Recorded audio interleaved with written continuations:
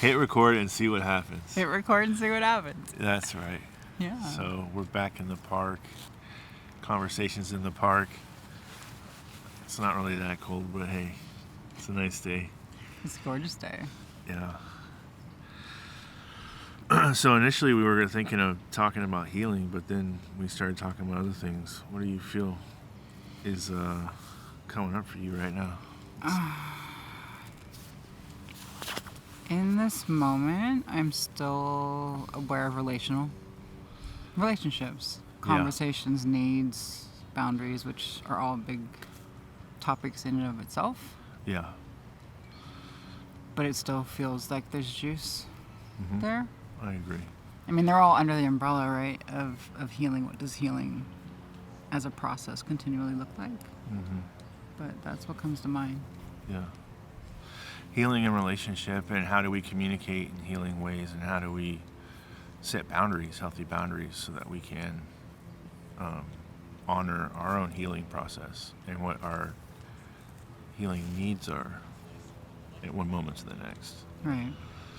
Which is challenging.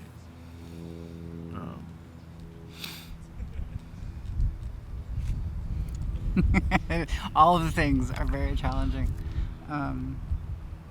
Well, the piece that we were talking about earlier was about how you ask in relationship, either in groups or in relationship with another person, like, this is my need, and being very specific, whatever that need might be, for acknowledgement, not to fix, not for advice, not to be changed or being told or criticized, just to be acknowledged.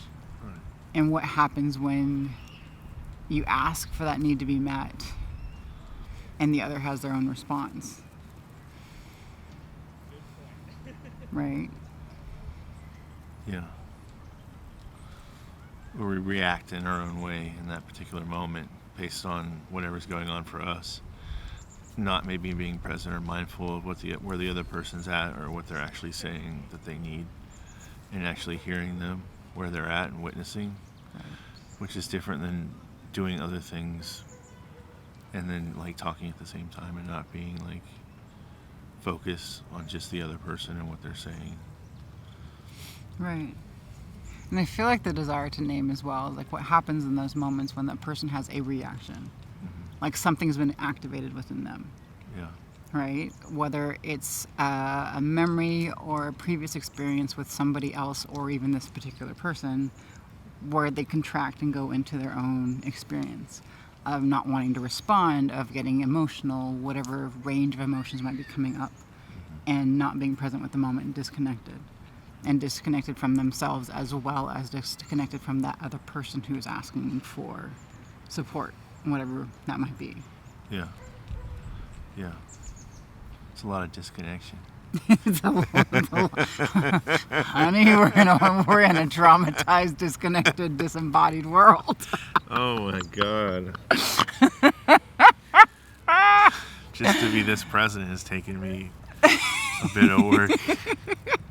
I'm like, I'm here a little bit, yeah.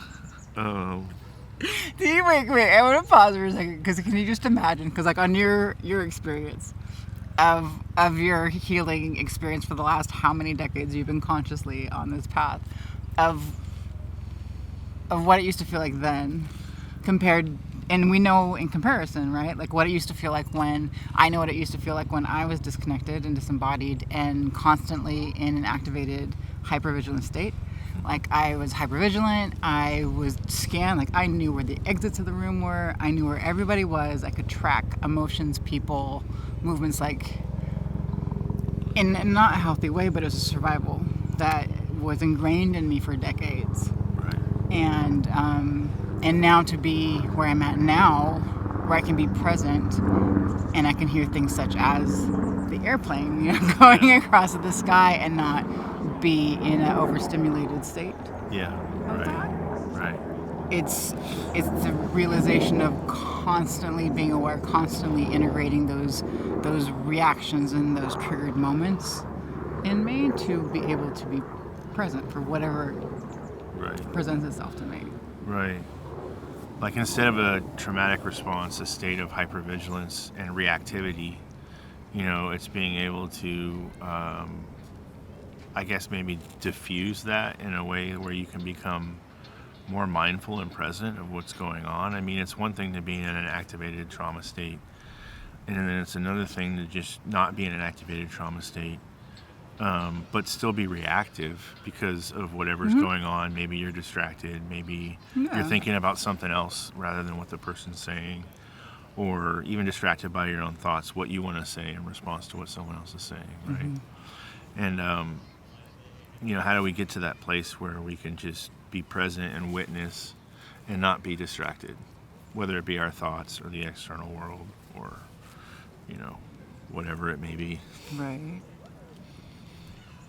I got really excited of the concept of being able to eventually reach a place where you can be present with yourself and be the observer and the reaction. Have the reaction, have whatever experience is being stimulated within you, and to be an observer at the same time. That's right. So it's the both and.